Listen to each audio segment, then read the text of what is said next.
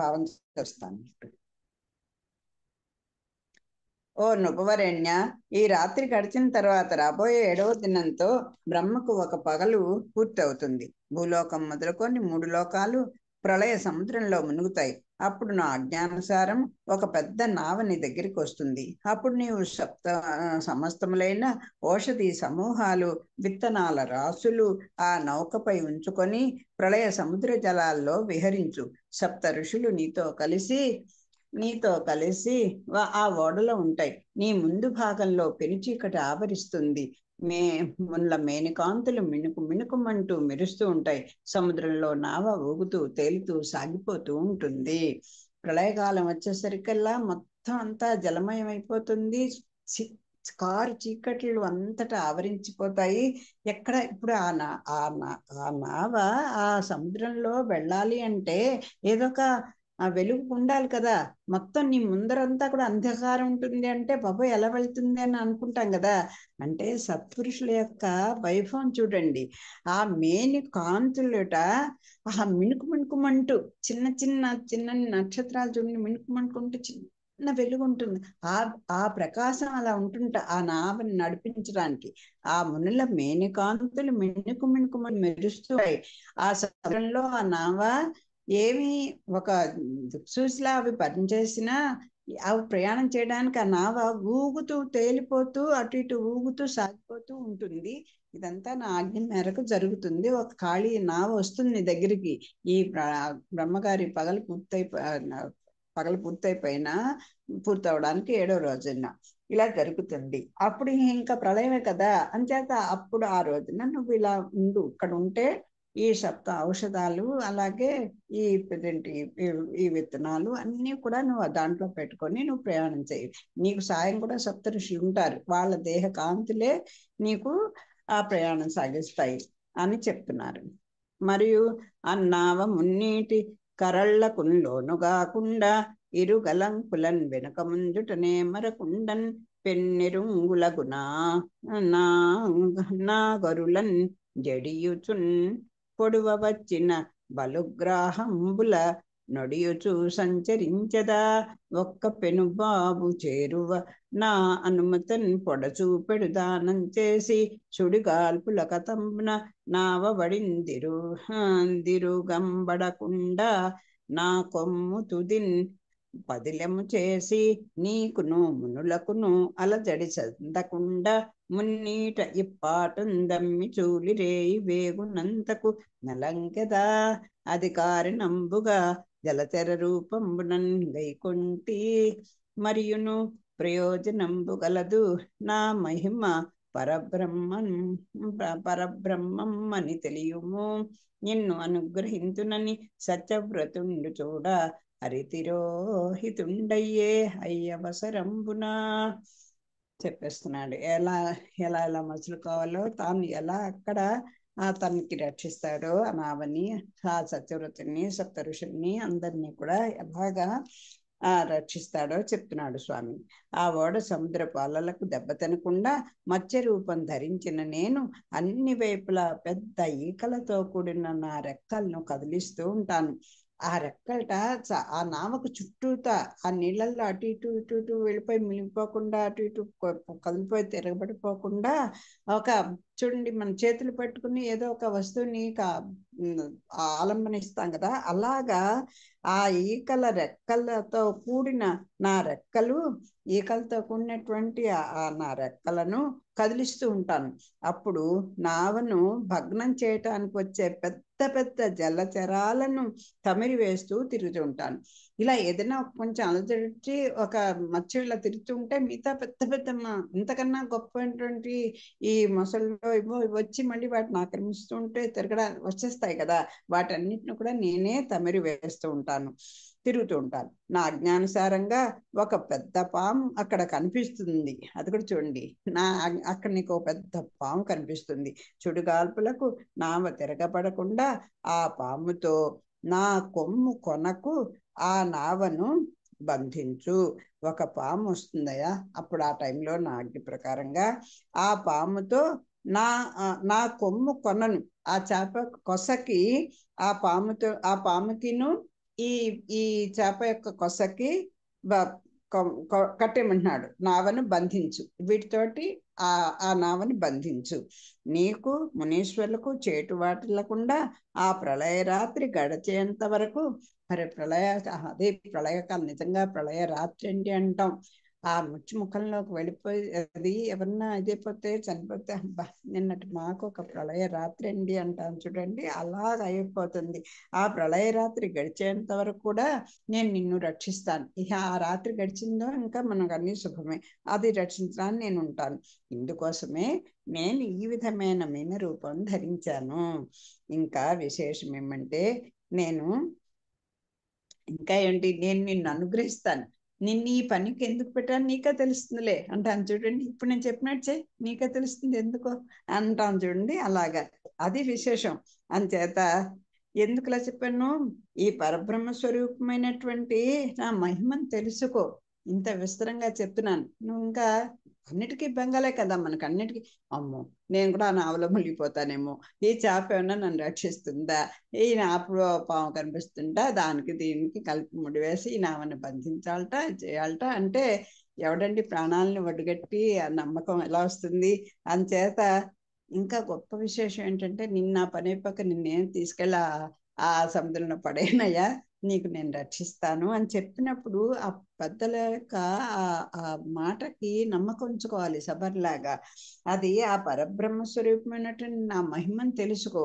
అంచేత ఈ విధంగా పలికి శ్రీహరి అదృశ్యమైపోయాడు. మత్స్య రూపి అయిన మాధవు నుడుగులు తలచి కొనుచు రాచ తపసి ఒక్క దర్పశయ్యన్ తూర్పు తలగడగాన్ బండి కాచియుండి నాటి కాలమునకు. చూడండి, అది మనమైతే ఒక్క క్షణం అన్న దానికి ఎవడైనా ఆ క్షణానికి రాకపోయినా, అన్న టైంలో పని చేయకపోయినా ఎంత ఇదైపోయి ఎన్ని తిట్టేసుకుని మన ప్రయత్నాలు మనం మొదలెట్టేస్తాము. కానీ చూడండి, అందే శబరి అన్నాను నేను. అందుకే ఇది చేప రూపంతో విష్ణు పలికిన మాటను తలుచుకుంటూ, స్వామి ఏం చెప్పావయ్యా, ఏ మహిమయ్యా, నువ్వేమిటయ్యా, నువ్వు అసలు ఏమిటి నీ ఇది అని అలా తనకి ఒక మంచి పదవి రాకపోతోంది. పదవి అంటే ఇంక రాజ్యం కల, అంత రాజ్యం కానుకున్నవాడు అంత తపస్సు కోసం అలా ఏటువట్లను తిరుగుతూ కూర్చోడు కదా. తలుచుకుంటూ సత్యవ్రతుడు ఒక దర్భల శయ్యని తూర్పు వైపును పెట్టుకొని తలరా పెట్టుకొని పరుండి ఆ ప్రళయ సమయం కోసం వేచి ఉన్నట్టండి. అలా ఉన్నట్ట. అంతా కల్పాంతంబు దాసిన అంటే సమీపించిన. ఆ కల్పాంతం సమీపించింది. ఆ టైం వరకు అలా వేచి ఉన్నాడు సత్యవ్రతుడు. ఉల్లసిత మేఘ పంక్తులు చల్లించి మహోగ్ర వృష్టి జడి కొని కురియన్ వెళ్ళి విరిసి జలరాశులు చెల్లెలి కట్టలను దాటి సీమల ముంచెన్. అటు పిమ్మట ప్రళయం సమీపించింది. మెరుపులతో కూడిన మేఘాలు ఎడతెరిపి లేకుండా భయంకరమైన వర్షం కురిపించినాయి. సముద్రాలు చెలియల కట్టలు దాటి పొంగి పొరలి దేశాలను మించి వేశాయి. ఇంకా ఆ మంచి సమయం వచ్చింది. మహాపురుషుల ఆవిర్భావం. ఆ రామచంద్రమూర్తి పుట్టినప్పుడు, ఆ కన్నయ్య పుట్టినప్పుడు ఎలాగైందో, ఒక దుష్ట రాక్షసులు పుట్టినప్పుడు ఈ ప్రళయం ఇదంతా కూడా ఎటువంటి దానికి ఆపోజిట్ గా ఉంటుందో మనకు తెలుస్తుంది కదా. మనకు కూడా చూడండి, ఏదైనా మంచి జరిగే ముందర ఒక ఏదో శుభసూచకంగా ఎందుకో నాకు ఇలా ఎడంకరణ అవుతుంది, ఇదవుతుంది, నాకు ఎందుకో సిక్స్త్ సెన్స్ ఇలా అనిపిస్తోంది అనుకుంటూ శుభసూచకమైనటువంటిది మనం తలుచుకుంటాం కదా. అలాగా ఉల్లసిత మేను పంక్తులు చల్లించి మహోగ్ర వృష్టి జడికొని కురియన్ వెళ్ళి విరిసి జలరాశులు చెలియలి కట్టలను దాటి సీమల ముంచెన్. సముద్రం హద్దులు కూడా దాటిపోయి వచ్చేస్తుంది అని చెప్తున్నారు. అంటే అటు పిమ్మట ప్రళయం సమీపించేసింది. మెరుపులతో కూడిన మేఘాలు ఎడతెరిపి లేకుండా భయంకరమైన వర్షం కురిపించాయి. సముద్రాలు చెరియల కట్టలు దాటి పొంగి పర్లు దేశాలు మించి వేస్తున్నాయి. ప్రళయం సమయంలో అలా అయిపోతుంది. అయిపోతే అప్పుడు ఏమైందో చెప్తున్నారు. అలాగా ఆ స్వామి ఆవిర్భావం అవుతుంది. మనకు కూడా అలాంటి ఈ సంసారం అనేటువంటి అయినటువంటి ఆ ప్రహ్లాద్ చెప్పినట్టుగా ఆ నూతిలో చీకటి గోతిలో సంసారమైనటువంటి చీకటి నూతిలో పడిపోయి కొట్టుకుంటూ ఉండేటువంటి మనకి ఇదే స్వామి మనకు దిక్సూచి. మున్ను పోయిన కల్పంతమున నరేంద్ర బ్రహ్మమనంగ నైమిత్తిక ప్రళయ వేళ నింగిపై ఇట్ట తొలంకు మున్నీటిలోన గూలె భూతాళి జగముల కొలదులెడలి. ఓ రాజా, బ్రహ్మమనే కల్పాంత కాలంలో ఏర్పడిన ఆ ప్రళయంలో సముద్ర జలాలు హద్దులు దాటి ఆకాశమంతా వ్యాపించాయి. సమూహాలు ప్రాణాలు కోల్పోయినాయి. చెప్పాను కదా, ప్రళయం వచ్చేసరికి ఎలా అయిపోతుందంటే మొత్తం అంతా కూడా జలమయం అయిపోతుంది, అంధకారం ఆవరించి ఉంటుంది. అంతా ఆ మహారాత్రి యందు ఆ ప్రళయం ఎలా ఉంటుంది, అది చదువుకుందుకే మనకు భయం వస్తుంది చూడండి. నెల్లప్పుడు నిలిచి ప్రాణచయము నిర్మించి వీపిరియన్ నీల్గుచు ఆవులించుచు అజుండే సృష్టియున్మాని మేన్ నొరంగన్ రెప్పలు మూసి కేలు తలగడయుండంగ నిద్రించుచున్ గురువెట్టన్ తొడంగెన్ కలన్ గనుచు నిర్ఘోషించుచున్ భూవరా. ఓ రాజా, బ్రహ్మదేవుడు విశ్రాంతి లేకుండా కూర్చుండి ఓర్పుతో ప్రాణులను సృష్టించి అలసిపోయినట. మరి ఇన్నాళ్ళు ఆ పగటి కాలం అంతా కూడా ఆయన అదే కదా, ఇన్నాళ్ళు అలసిపోయి ఉన్నాడు ఆ బ్రహ్మగారు. అంతేత ఒక పగలు అయిపోతుంది, ఇంకా రాత్రి వచ్చిందంటే ప్రళయం వచ్చేస్తుంది కదా. అతని నడుము వీపు బిగుసుకుపోయినాయి. అలా సృష్టి చేసి కూర్చుని అలాగా నడుము వీపు కూడా బిగిసిపోయినట. అతడు నీరుగుతూ ఆవలిస్తూ సృష్టి కార్యాన్ని ఆపివేసినాడు. ప్రళయం అంటే ఏంటి, ఇంకా సృష్టి ఉండదు కదా. అమ్మయ్య, ఇప్పటికి నాకు కాస్త కన్నుమూడని టైం వచ్చింది అనుకున్నాడు ఆయన. ఆవలిస్తున్నట్ట. అలసిపోయిన తర్వాత అమ్మయ్య అనుకుంటాను చూడండి, అలా ఉన్నాడు అతని పని. ఆ సృష్టి కార్యాన్ని అంతా కూడా ఆపేశాడు. శరీరాన్ని వాల్చి రెప్పలు మూసుకొని చెయ్యి తలగా ఉంచుకొని గురకలు పెట్టుతూ కలలు కంటూ నిద్రపోయినాడు. అది ఆ బ్రహ్మగారి స్థితి ప్రళయం వచ్చే టైంకి. అలసి చొలసి నిదురనందిన పరమేష్టి ముఖమునందు బడలే మొదలి శృతులు అపహరించెనొక హయగ్రీవుండను దైత్యభటుండు దొంగన్ దొడరన్ పరుల వశమే. చతుర్ముఖుడు బాగా అలసిపోయి నిద్రించాడు. అతని ముఖాల నుండి వేదాలు వెలువడినాయి. హయగ్రీవుడనే రాక్షసుడు ఆ వేదాలను దొంగిలించినాడు. ఆ రాక్షసుడు తప్ప బ్రహ్మను దరిచేరడానికి ఇతరులకు సాధ్యం కాదు. ఏమండి, ఎలా దొంగిలించాడు ఆ వేదాలని అంటే, ఎవరు, హయగ్రీవుడు కనుక, ఆయన కనుక వెళ్ళాడండి. ఆ బ్రహ్మ ముఖం నుంచే కదా 4 వేదాలు, చతుర్ముఖ బ్రహ్మ 4 ముఖాల నుంచే ఈ 4 వేదాలు పుట్టాయని కదా పుట్టాయి కదా. అంచేత ఇదే సమయం బ్రహ్మగారు పడుకున్నాడు అనుకొని హయగ్రీవుడు అనే రాక్షసుడు వచ్చి ఆ వేదాలను దొంగిలించేశాట. ఆ రాక్షసుడు తప్ప బ్రహ్మను దరిచేరడానికి ఇతరులకు సాధ్యం కాదు. చదువులు తన చేవడినన్ చదువుచున్ పెనుబయల నుండ శంకించి వడిన్ చదువుల ముతుకండు కూరుకన్ చదువుల తస్కరుండు చొచ్చె జలనిధి కడుపున్. వేదాలు స్వాధీనం చేసుకున్న హయగ్రీవుడు వాటిని చదవసాగినాడు. బయటి ప్రపంచంలో ఉండటానికి భయపడినాడు. బ్రహ్మదేవుడు నిద్రలో ఉండటం కనిపెట్టి వాడు వేగంగా సముద్రంలో ప్రవేశించినాడు. అసలు వేదాలంటే ఏమిటో అమ్మయ్య ఇన్నాళ్ళు దొరికే అనుకున్నాడు.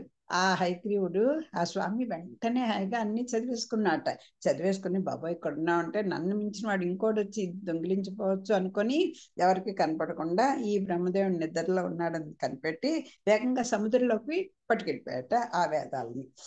సముద్రంలోకి వెళ్ళిపోయాడు ఆయన. ఇట్లు వేదంబులు దొంగిలి దొంగ రక్కసుండు మిన్నీట మునింగిన వాణి జయింపవలసియు మ్రాను దీగలయందు విత్తనంబుల పొత్తరలు పెన్నీట నాని చెడకుండ మనుపవలసియు ఎల్ల కార్యంబులకు కావలియగు ఆ పురుషోత్తమండు అప్పెనురేయి చొరుదలయందు. ఇంకా ఇప్పుడు ఆయన చెప్పాడు కదా, నాయనా ఇదిగో ఈ ఔషధులన్నీ నువ్వు నీ దగ్గర పెట్టుకో, అలాగే విత్తనాలన్నీ కూడా పెట్టుకో అని ఆ రాజుకి చెప్పాడు కదా స్వామి. ఇప్పుడు స్వామి చెప్తున్నాడు, వీళ్ళు ఈయన శుక్లవారు చెప్తున్నారు, ఆ ప్రళయకాలంలో వేదాలను దొంగిలించి సముద్ర జలాల్లో మునిగిన రాక్షసుని జయించాలి కదా. ఈ విత్తనాలు ఔషధుల సంగతి సరే, అసలు వేదాలే దొంగిలింపబడిపోతే ఇంకా స్వామి అవతారానికి అన్ని ప్రయోజనం ఏముంటుంది అసలు? అదే కదా మనకి ప్రమాణం. అవన్నీ అపౌరుషయాలు. అంటే ఎవరో ఒకరు ఆ భగవంతుని గురించి రాసిన దాంట్లో అనేక రకాలైనటువంటి బోళ్ళు ఇవి జరుగుతాయని చెప్తారు కదా, ఎన్నో రకాల దోషాలు ఉంటాయి. ఇవి ఎవరన్నా రాస్తే ఒకళ్ళొకరుగా భాషించవచ్చు, ఒకరికొకరు భాషించవచ్చు. అలా కాకుండా వేదాలు అనేది స్వామి యొక్క సంకల్పం చేత వచ్చినవి కనుక అవి ఎవరు రాయలేదు. అపౌరుషయం అంటే పురుష సంబంధం, అంటే వాళ్ళు రాయబడినవి కాదు. అంచేత వాటిని రక్షించుకోవడం ఒక పని అయింది. అలాగే ఔషధులు విత్తనాలు సంచులు సముద్రంలో ఇన్నాళ్ళు తడిసిపోకుండా రక్షించాలి. దాంట్లో ఆ సముద్రంలో కనుక అవన్నీ మునిగిపోయాయి అనుకోండి, ఆ విత్తనాలని నానిపోయి ఉబ్బిపోయి కుళ్ళిపోయి పాడైపోతాయి కదా. అంచేత వాటిని కూడా రక్షించుకోవడం, ఈ రెండు పనులు కూడా భగవంతుడికి రెండు కర్తవ్యాలు అయ్యాయట ఆ విష్ణుదేవునికి. ఇవేవో వీటిని రక్షిద్దామని చెప్పి ఈయనకి అప్పు చెప్తే, ఇవే కాకుండా వేదాలు కూడా దొంగిపోవడం. అంటే స్వామి ఇప్పుడు మత్స్యరూపుడుగా ఎందుకు వచ్చాడు?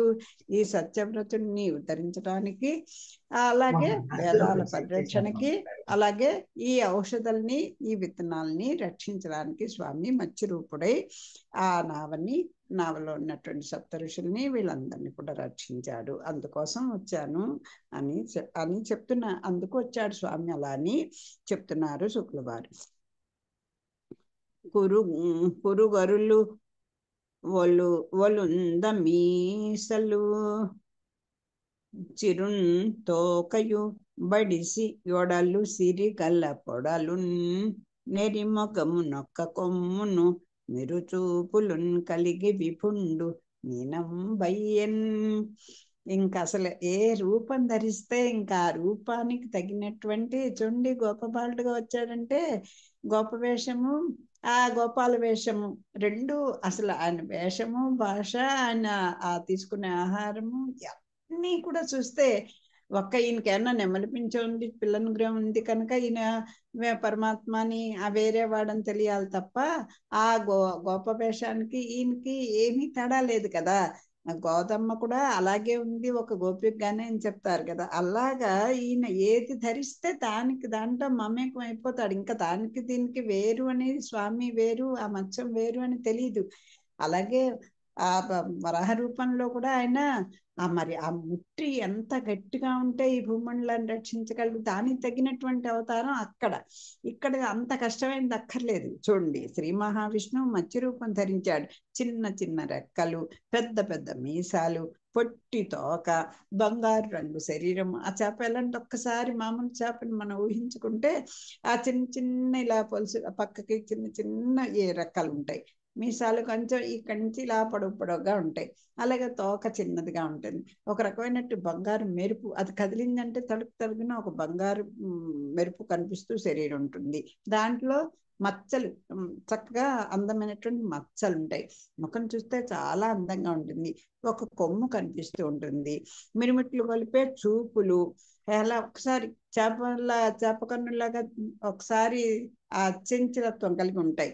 అలా ఆ మిరుమిట్లు కలిపేటువంటి చూపులు, ఆ మహామత్స్యము అలా విరాజిల్లుతున్నది అని చెప్తున్నారు. అట్లు 1,00,000 యోజనాయతంబైన పాఠీనంబై విశ్వంభరుండు జలది చొచ్చి. పాఠీనం అంటే చేప. అలాగా ఆ రూపం ధరించిన ఆ సముద్రంలోకి ప్రవేశించి స్వామి ఒక మాటు జలతంతు యూధంబుతోన్గూడు, ఒక మాటు ధరులకు ఉరికి వచ్చు, ఒక మాటు మింటికి నుదరి ఉల్లంఘించుచు, ఒక మాటు లోపల ఒదిగి ఉండు, ఒక మాటు వారాసి నడలు ముంపంగ చూచు, ఒక మాటు బ్రహ్మాండ మరయుదలచు, ఒక మాటు జశకోటి నొడిసి ఆహారించు, ఒక మాటు జలములను నుమిసి వైచు, కరులు సారించు మీసలు గడలు కొలుపున్ పొడలు మొరయించున్ కన్నుల పొలప మార్చు వడలు జడిపించున్ తళతళలయు మీన వేషి పెన్నీట నిగమ వేషి అగుచు. ఆ పై విధంగా భగవంతుడు లక్షామణుల పొడవైన మత్స్య రూపం ధరించాడు, సముద్రంలో ప్రవేశించాడు. అతడు తళతళలాడే పెను చేప రూపంతో ప్రళయ జలాలలో వేదాల కోసం బతకడానికి పూనుకొన్నాడు. ఒకసారి జలచరాలతో కలిసి తిరుగుతాడు, ఒకసారి వేగంగా గట్ల వైపు దుమికి వస్తాడు, ఒకసారి ఆకాశానికి ఎగురుతాడు, ఒకసారి నీళ్ల లోపల దాగి ఉంటాడు, ఒకసారి సముద్రంలో మునిగి తేలుతాడు, ఒకసారి బ్రహ్మాండాన్ని వరుసుకోవడానికి ప్రయత్నిస్తాడు, ఒకసారి చేపల గుంపును పట్టి మృంగుతాడు, ఒకసారి నీళ్లను పీల్చి వెలుపులకు చిమ్ముతాడు. ఈ విధంగా ఆ మహామత్స్యమూర్తి రెక్కలు చాస్తూ, మీసాలు కదిలించుచు, మేని పొడలు మెరిపిస్తూ, కన్నుల కాంతులు ప్రసరిస్తూ, పొడలు విరుచుకుంటూ, తల్లతల్లలాడుతూ సాగర గర్భంలో విహరించాడు.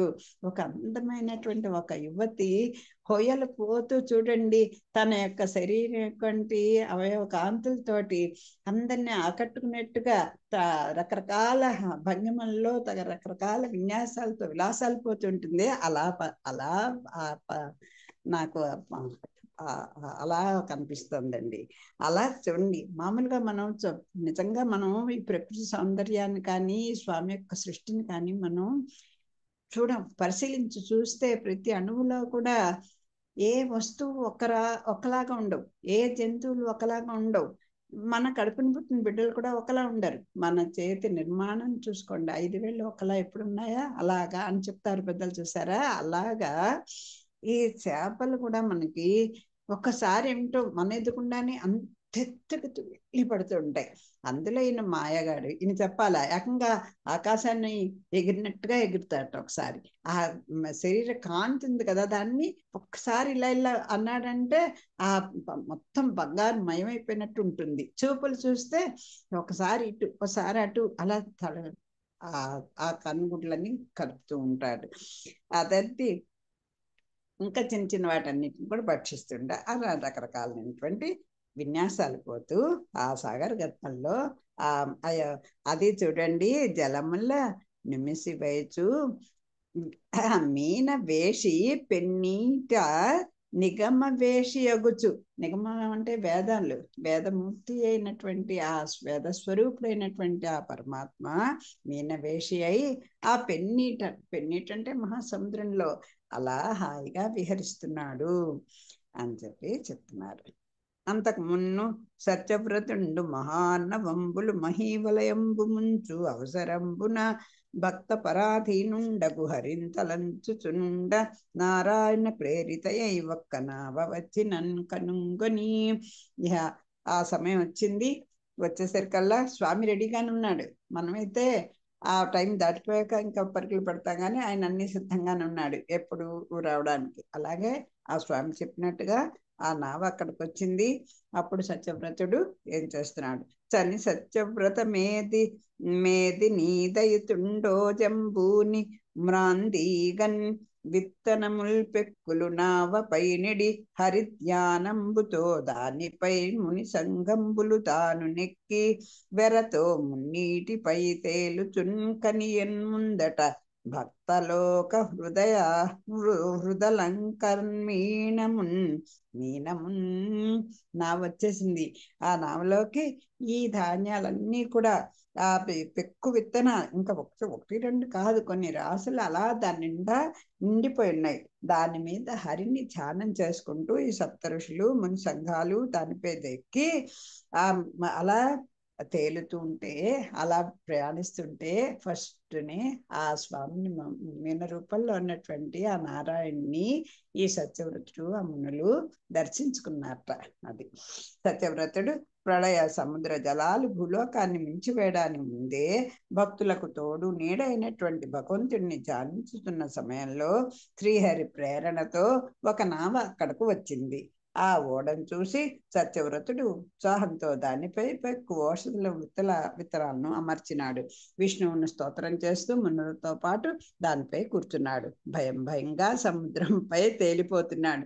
ఓ పక్కన భయంగానే ఉంది. అప్పుడు ఆయనకు భక్తుల హృదయాలకు అలంకారమైన విష్ణువు మహామీన స్వరూపంతో ఎదుట కనిపించాడు. అమ్మయ్య, ఏంటి బాబు రక్షిస్తాడు ఇలా ప్రాణాలు భయంగా ప్రయాణం చేస్తుంటే ఆ మత్స్యరూపుడైనటువంటి ఆ స్వామిని దర్శించుకున్నారు. కానీ జలచరేంద్రుని కొమ్మున ఒక్క పత్రాట అన్నావన్ గట్టి సంతసించి డందము నిరువుకొని తపస్సులంతాను ఆ రాచ పెద్ద మీనాకారుండగు వేల్పురేని నిట్లని పొగడందొడంగి. అప్పుడు చెప్పాడు కదా, ఒక పెద్ద పాము వస్తుందయ్యా, దాన్ని ఆ నావకు కట్టు, ఆ రెండవ తాడుని దీనికి కట్టు, ఏది ఏంటి ఆ మీనానికి కొసని కట్టు అని చెప్పాడు కదా. చెప్పి నావను బంధించుకో అని చెప్పాడు కదా. సత్యవ్రతుడు ఒక పెద్ద పామును తాడుగా చేసి ఆ ఓడను మహామత్స్యం కొమ్ముకు కట్టి వేసినాడు. ఒక పెద్ద పామునేమో తాడుగా చేసుకున్నాడు. ఆ ఓడనికేమో ఒక ముడి వేసి రెండో ముడిని ఆ మత్స్యం యొక్క కొసకి వేశాడు. సంతోషంతో ఉదయాన్ని బదిలిపరచు, అమ్మయ్య ఇంకా మాకు రక్షణ మొదలైంది అని హాయిగా సేఫ్టీ ప్లేస్ లో ఉన్నామని తెలుసుకున్నారు. ఆ సేఫ్టీ జోన్ లో ఉన్నామని తెలిసింది. ఋషులతో పాటు అతడు విష్ణువును క్రింది విధంగా పొగడసాగినాడు. వెంటనే స్వామి అని చెప్పి తన కృతజ్ఞత నివేదన చేసుకున్నాడు.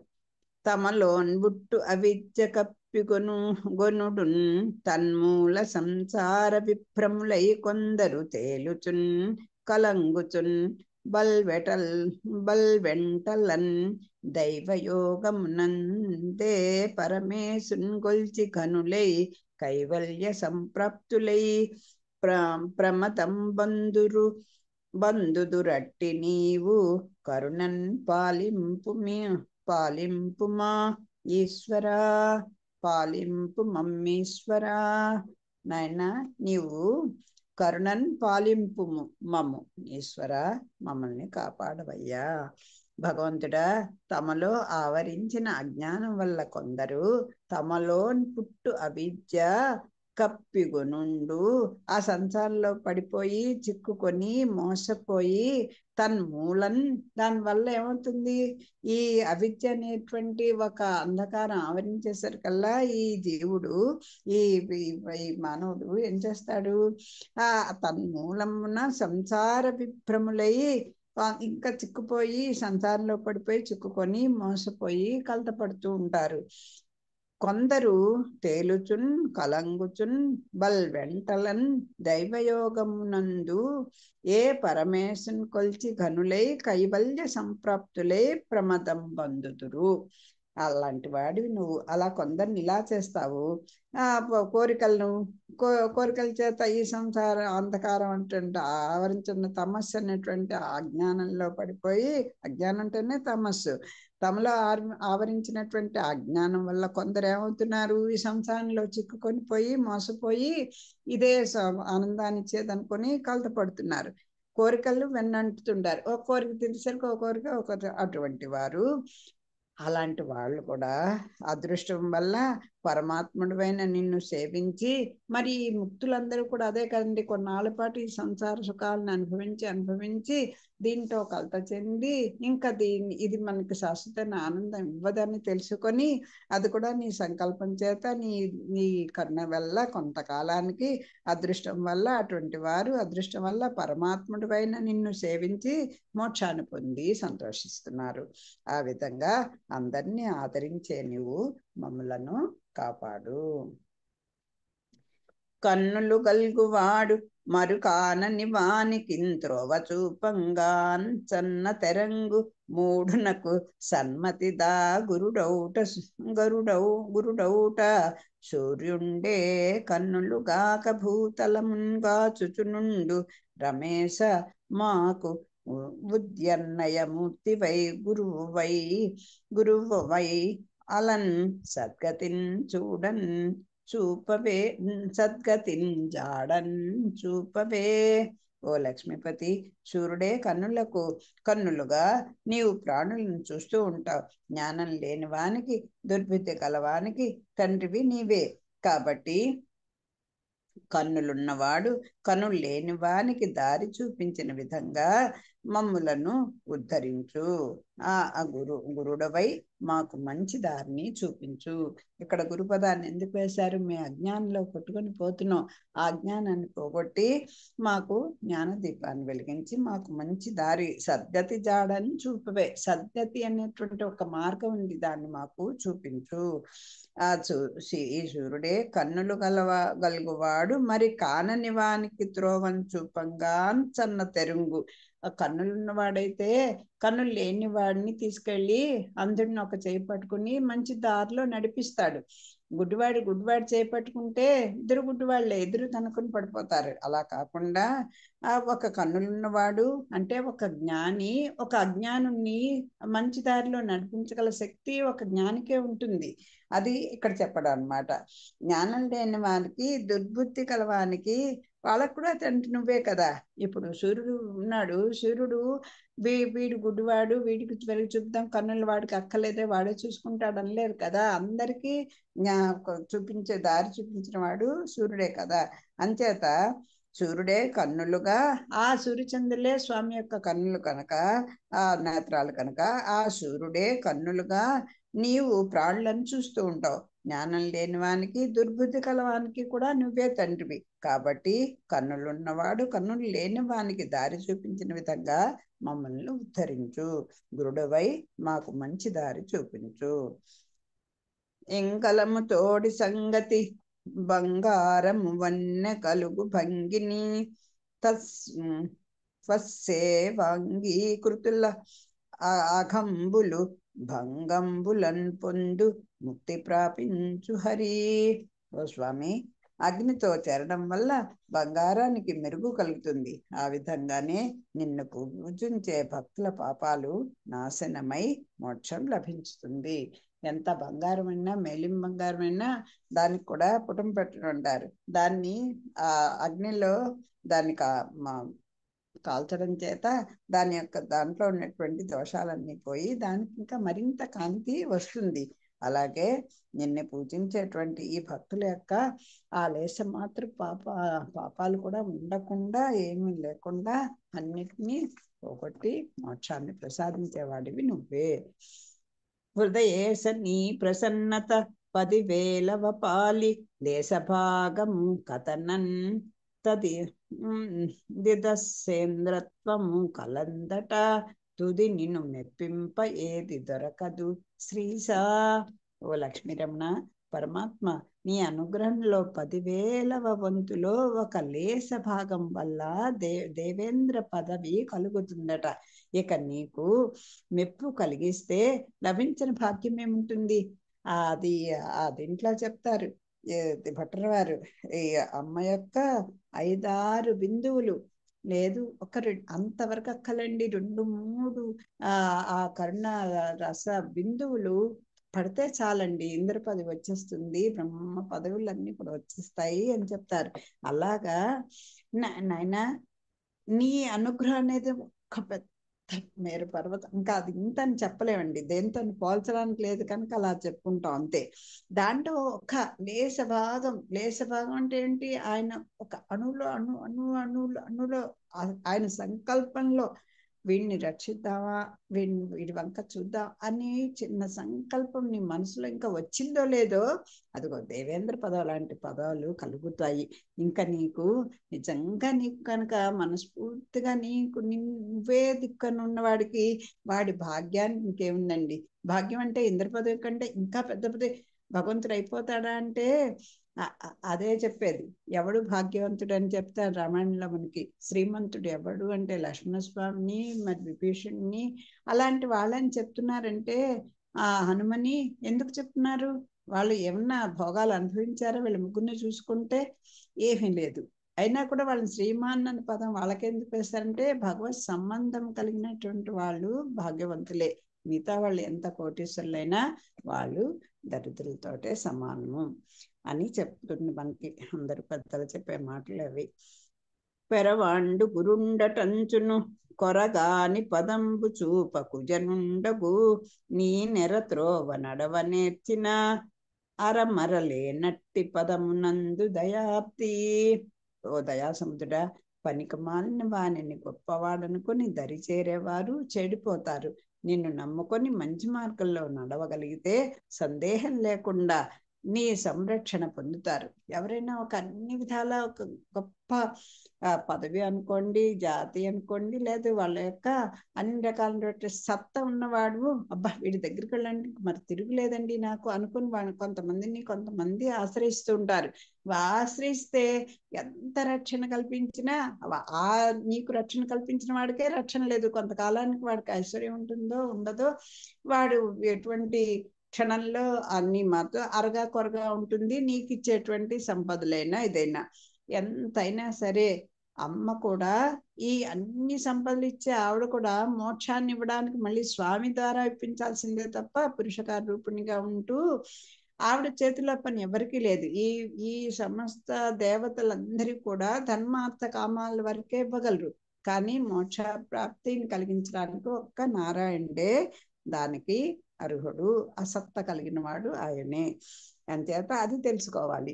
ఇలా ఇక పనికిమాలిన వాళ్ళందరినీ పట్టుకొని వాడే గొప్పవాడు అనుకొని చాలా మంది చేరుతారు, కానీ కొంతకాలానికి చెడిపోతారు. నిన్ను నమ్ముకొని మంచి మార్గంలో నడవడగలిగితే, నమ్ముకుంటే సరిపోదండి, అది మంచి మార్గంలో కూడా అంటే ఆ భగవంతుడి ఇచ్చిన మాన్యుల ప్రకారము మనం అలా స్వామిని చేరుకుంటే, అలా మన ప్రవర్తన కనుకుంటే ఇక నీకు ఎటువంటి ఇంకా అసలు సందేహం దాంట్లో అరకొరలు ఏమి ఉండవు. సంపూర్ణమైనటువంటి ఆనందదాయకమైనటువంటి రక్షణ కలుగుతుంది.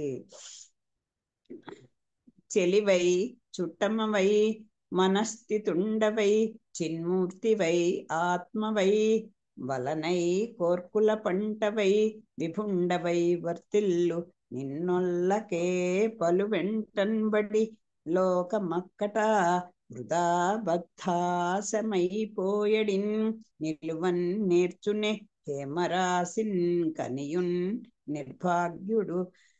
నిర్భాగ్యుండంభస్యయా.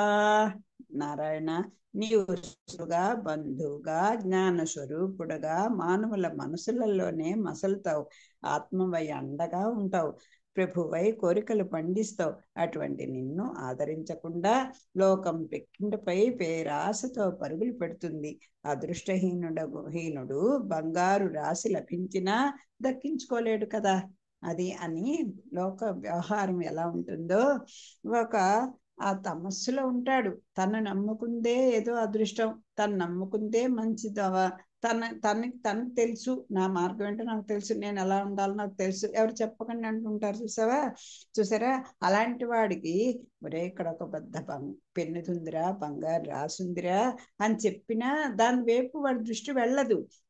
నీకు స్నేహితుడుగా, బంధువుగా, జ్ఞాన స్వరూపుడుగా, నీకు ఆత్మవే నిన్ను అంతర్యామిగా నీలో ఉండి నిన్ను నడిపిస్తున్నవాడు ఉన్నాడయ్యా, అండగా ఉన్నాడు, వాడి గురించి ఆలోచించుకో అని చెప్తే, అలా కాదు ఒక ప్రభువులాగా ఆయనే కదా జగన్స్వామి, జగన్నేయంత అలా ఉన్నాయి. ఏదైనా మన మీద కోపం వచ్చినా లక్ష్మి సమన్వితుడై ఉంటాడు.